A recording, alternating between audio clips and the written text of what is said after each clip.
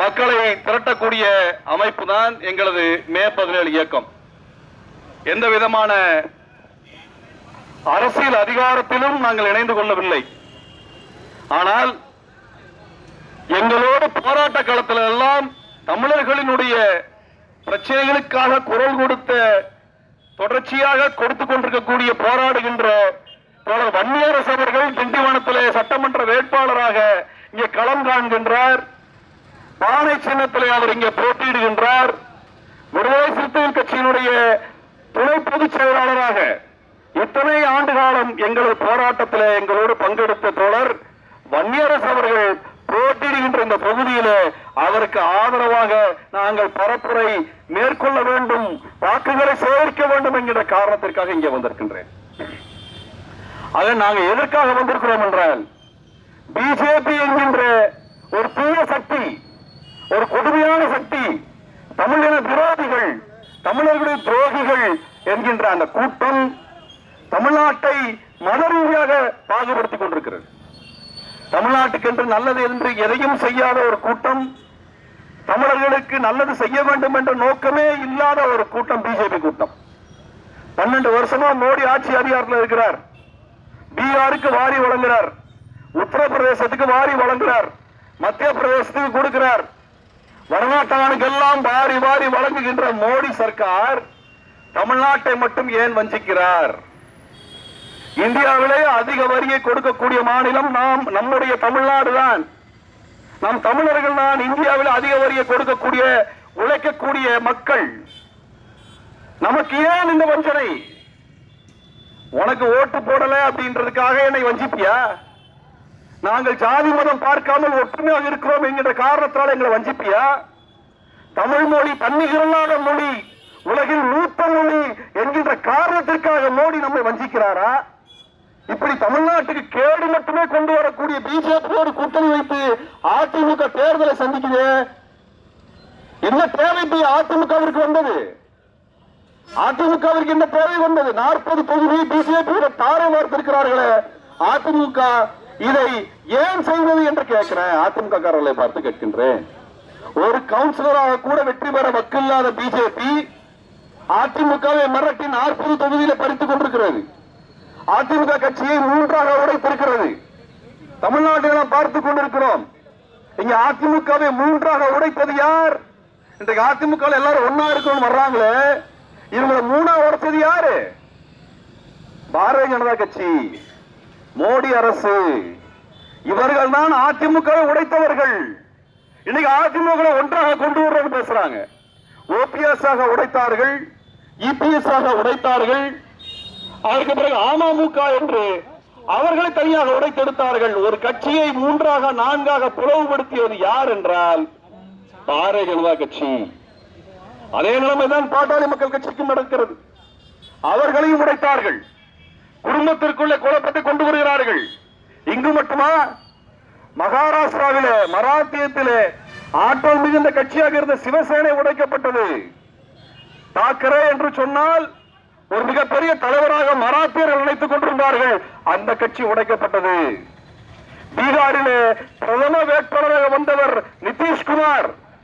இந்தியாவிலே மோடிக்கும் நிதிஷ்குமாருக்கும் தான் போட்டி என்று சொன்னார்கள். அந்த நிதிஷ்குமாருடைய கட்சியை உடைத்தது பாஜக. இன்னைக்கு அவர் முதலமைச்சராக கூட ஆக முடியாமல் பதவியை ராஜினாமா செய்துட்டு போறார். தமிழ்நாட்டில் 40 ஆண்டு காலமாக கட்சி நடத்தக்கூடிய பிஜேபி ஒரு நல்லது காரியத்தை செஞ்சிருக்கிறது இது வரைக்கும் சொல்லியிருக்கா?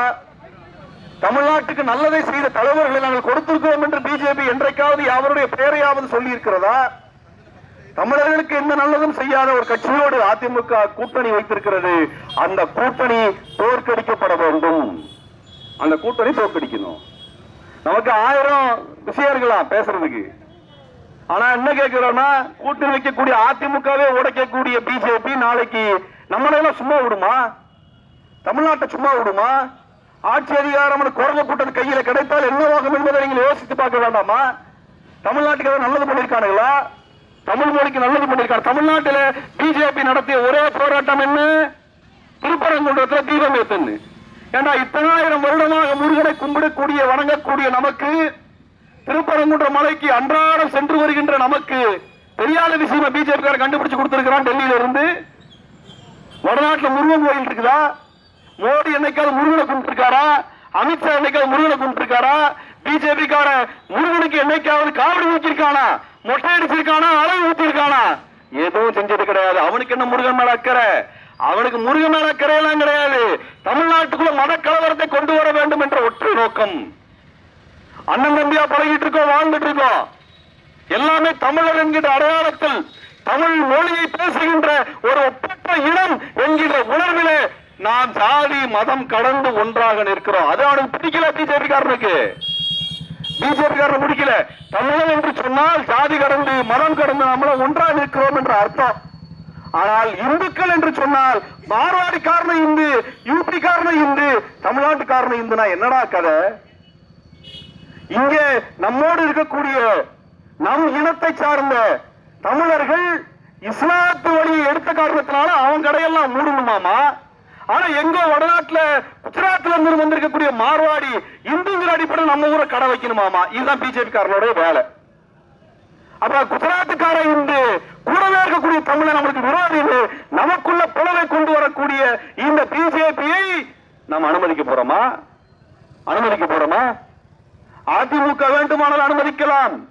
சுயமரியாதை இல்லாமல் தனது கட்சியை நாசம் செய்த பாஜகவோடு கூட்டணி வைக்கலாம்.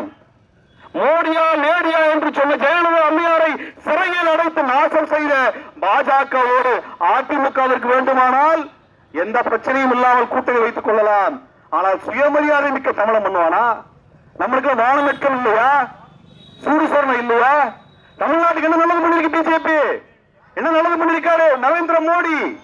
அந்த கூட்டணியை தோற்கடிப்பதற்காக ஒரு கள போராளியை, ஒரு தளபதியை விடுதலை சிறுத்தைகள் கட்சி இந்த களத்தில் வேட்பாளராக இறக்கி இருக்கிறது. தோழர் வன்னியரசு அவர்கள் இங்க களத்தில் இருக்கிறார். தோழர் வன்னியரசை பற்றி நான் சொல்லணும்னால் 9 ஆண்டுகளுக்கு முன்னால் ஈழத் தமிழர்களுக்காக நினைவேந்துகின்ற போராட்டத்தை நடத்துவதற்காக என்னை சிறையில் தூக்கி போட்டது அன்றைக்கு அதிமுக எடப்பாடி அரசு. 5 மாதங்கள் நான் சிறையில் இருந்தேன். அந்த சமயத்தில் நான் சிறையில் சந்தித்த ஒரு தோழர் வன்னியரசு. எதுக்காக ஜெயிலுக்கு வந்தாரு? மதுக்கடையை, டாஸ்மாக் கடையை அடைத்து ஒடுக்கி அதை கொளுத்திய காரணத்திற்காக சிறையில் அடைக்கப்பட்ட தோழர் வன்னியரசு. டாஸ்மாக் கடைக்கு எதிராக போராட்டம் நடத்தி சிறைக்கு வந்தவர் தோழர் வன்னியரசு. அப்படிப்பட்ட ஒருவர் போராட்ட களத்தில் நின்றவர், விடுதலை புலிகளுக்காக களம் கண்டவர், அதற்காக சிறைக்கு சென்றவர். சீமான் மாதிரி எல்லாம் கிடையாதுங்க. சீமான் மாதிரி ஏமாற்றுக்காரர் அல்ல. வன்னி அரசு என்று ஏன் பெயர் வைத்திருக்கிறார்? வன்னி நிலத்திலே அரசு அமைத்த விடுதலை புலிகளை நினைவில் வைக்க வேண்டும் என்பதற்காக தான் தனது பெயரை வன்னி அரசு என்று வைத்திருக்கிறார்.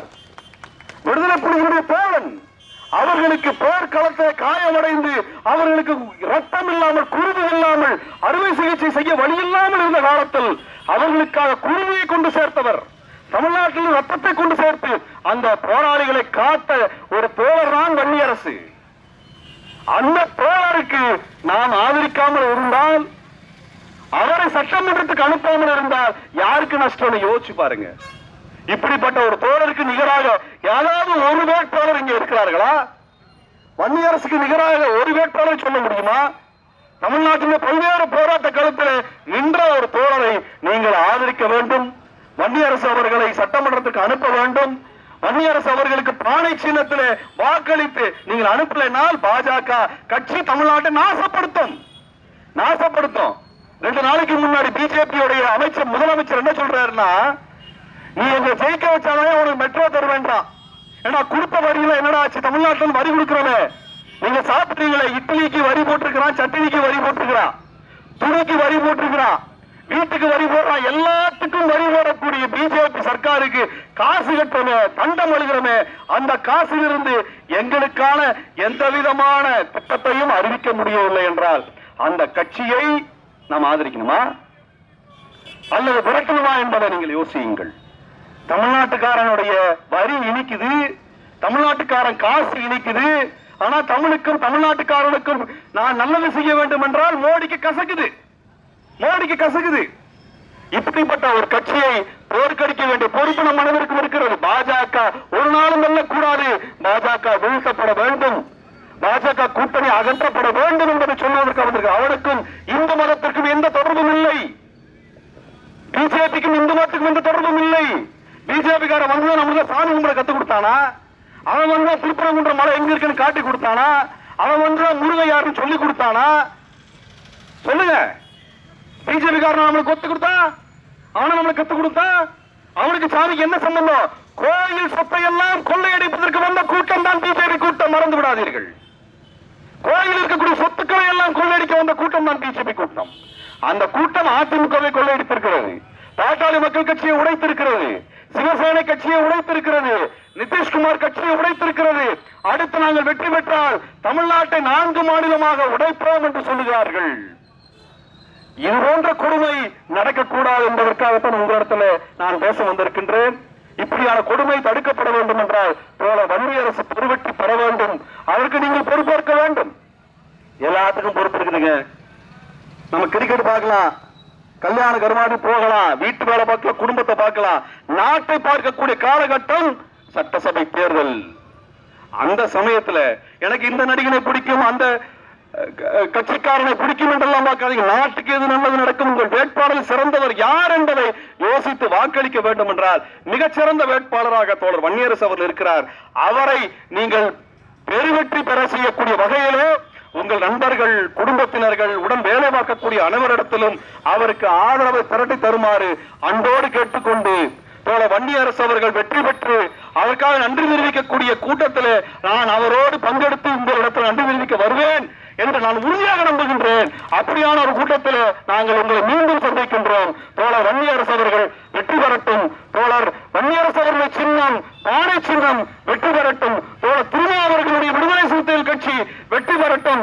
ஜனநாயகம் வெல்லட்டும், தமிழ் மொழி வெல்லட்டும், தமிழர்கள் வெல்லட்டும், தமிழ்நாடு வெல்லட்டும், பாஜக வீழட்டும், இந்தியாவுடைய ஆதிக்கம்